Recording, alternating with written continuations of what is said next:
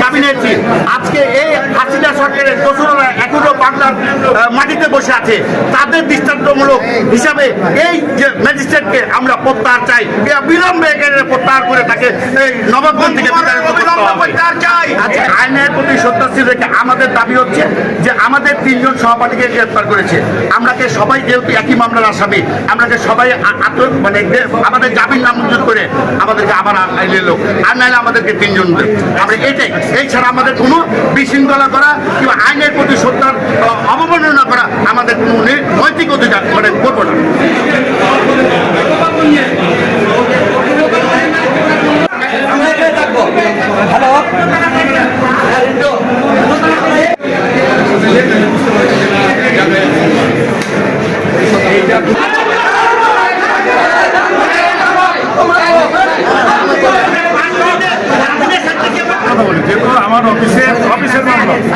আমার অফিসের মামলা আমরা আদালতের কাছে আর্জি জানিয়েছি, যদি নিতে হয় তাহলে আমরা সকলকে নেন, আর যদি জামিন দিতে হয় সকলকেই দেন, আমরা রাজি আছি।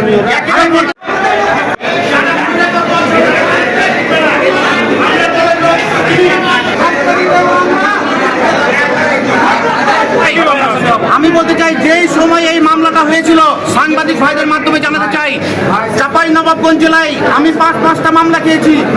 যখন এই মামলাটা শুরু হয় সেই সময় চাঁপাইনবাবগঞ্জ জেলায় কোথাও অস্ত্র নিয়ে কেউ শোডাউন দেয়নি, কোথাও বম ব্লাস্ট হয়নি, অথচ আমাদেরকে হয়রানি মিথ্যা মামলা দেওয়া হয়েছে। এই মিথ্যা মামলা থেকে আমাদেরকে অব্যাহতি দেওয়ার জন্য আমি আদালতের কাছে বিনীতের সাথে জানাতে চাই, আমাদেরকে এই মামলাগুলো থেকে সকল নেতাকর্মীকে আমাদেরকে খালাস দিতে হবে।